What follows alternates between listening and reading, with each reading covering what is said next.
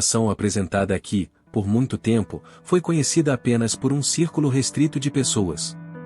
No entanto, com o avanço da tecnologia e a disseminação pela internet, ela agora pode alcançar um público mais amplo. Quando chega o momento da encarnação de uma alma, ocorre um impulso divino que libera uma parte da essência portadora de luz, a qual chamamos de espírito. O espírito tem uma natureza de alta frequência e, em sua verdadeira forma, não pode permanecer por muito tempo em mundos de baixa frequência, como a Terra. Para que o espírito possa existir aqui, ele precisa reduzir sua frequência. Isso é feito por meio de uma roupagem ou chamada alma. A alma, por sua vez, atua como um módulo de acoplamento que une o espírito ao corpo físico. A partir desse momento, espírito, alma e corpo se tornam um só, e chamamos essa união de um ser com alma. O próximo invólucro que envolve a alma é o corpo causal, mais conhecido como ego. É nesse corpo que são armazenados nossos desejos não realizados, inclinações, medos, fobias e o programa kármico para uma encarnação específica. Após o corpo causal, temos o corpo emocional ou corpo astral, onde residem nossos sentimentos e emoções. Por fim, temos o corpo mental, que é o mais denso de todos. Este é o nosso corpo físico e mental, pois mente e corpo estão profundamente interligados, funcionando como um só. Sem a mente, o corpo não pode existir, uma vez que é a mente que controla todos os processos biológicos e psíquicos, desde o metabolismo até os movimentos mais simples. Há ainda uma camada adicional que não é frequentemente mencionada, a personalidade.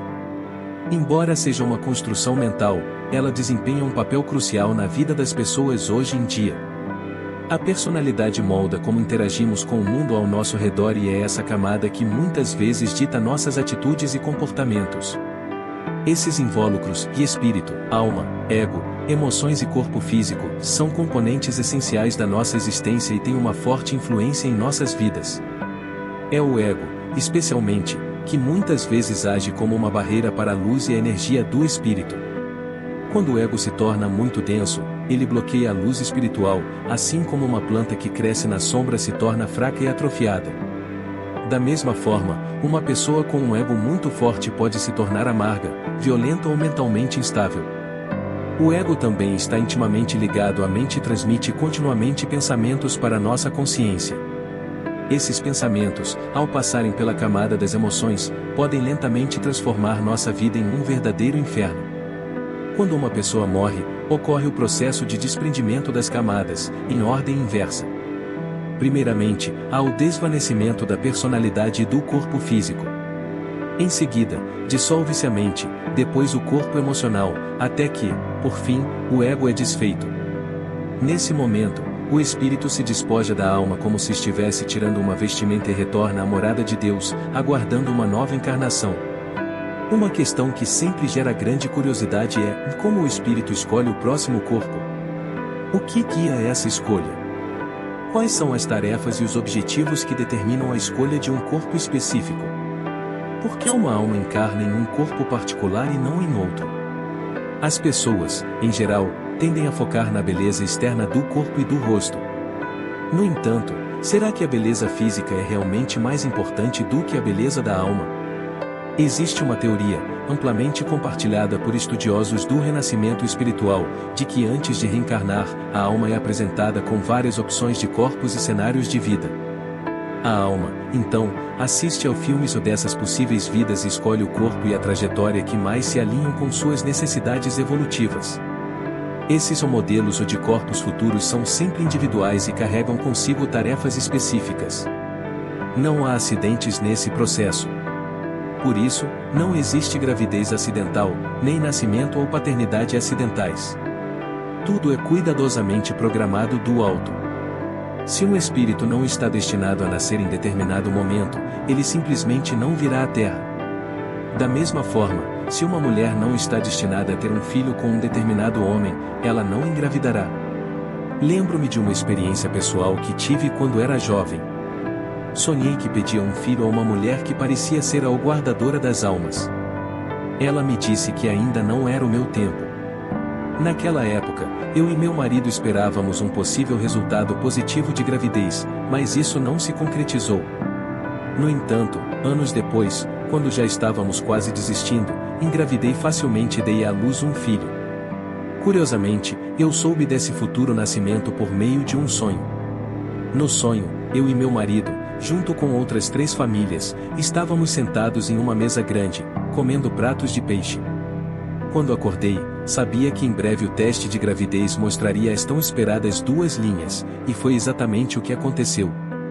No estágio de planejamento de um novo corpo para a alma, lições não aprendidas de vidas passadas, encontros fatídicos e dívidas kármicas são levados em consideração.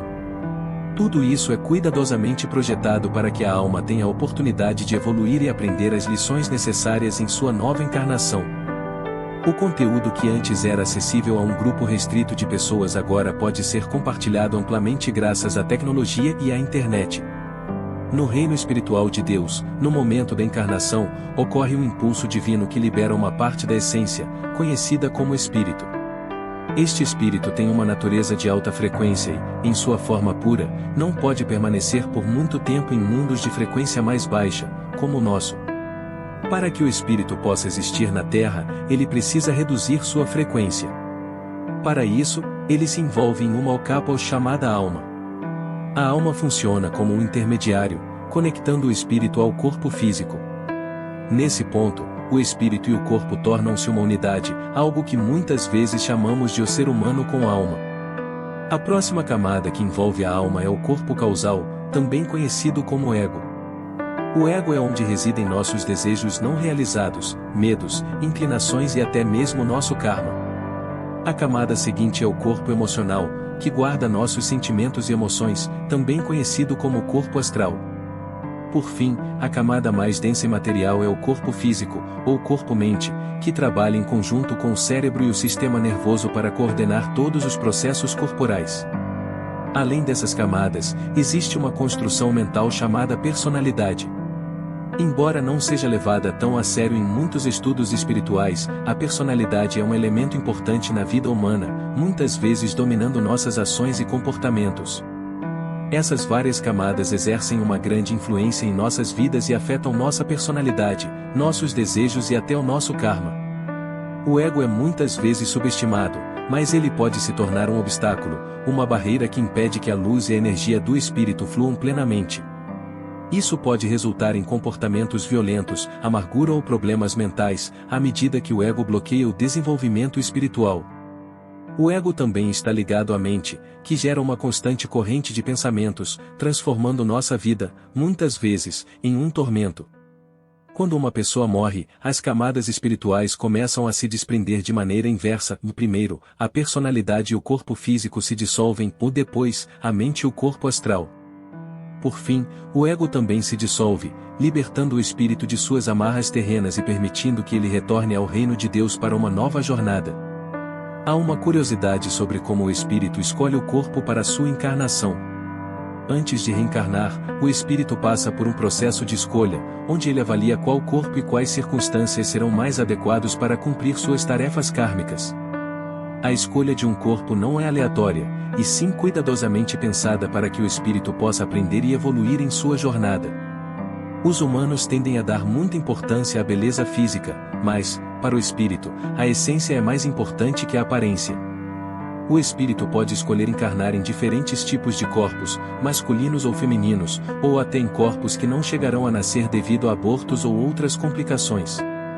Cada corpo tem suas características específicas, de temperamento, saúde, habilidades, e tudo isso é levado em conta durante a escolha da próxima encarnação. O corpo que recebemos serve a um propósito, o cumprimento das tarefas da alma.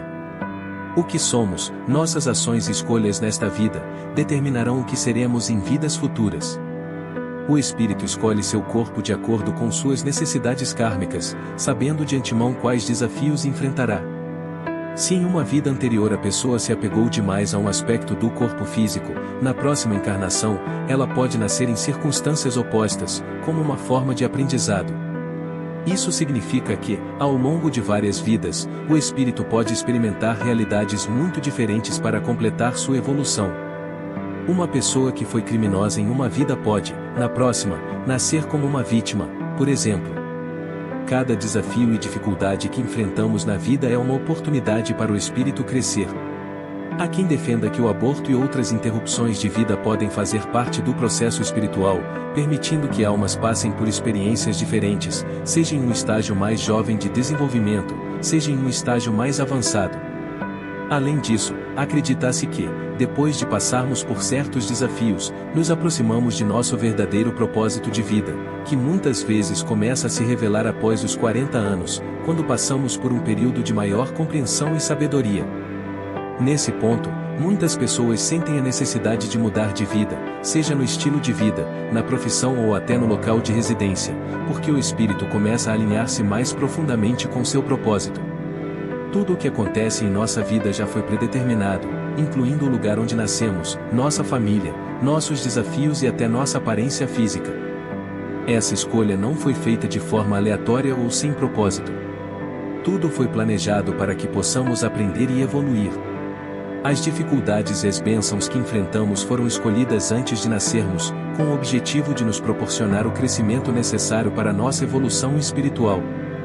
Em momentos de desespero, é importante lembrar que, por mais difícil que seja nossa situação, foi uma escolha que fizemos para nós mesmos em um estado de maior sabedoria, antes de encarnarmos. Não somos vítimas do acaso, cada experiência é parte de um plano maior. Embora nossa visão como mortais seja limitada, nossa alma sabe o que é necessário para seu desenvolvimento, e nada do que vivemos é em vão.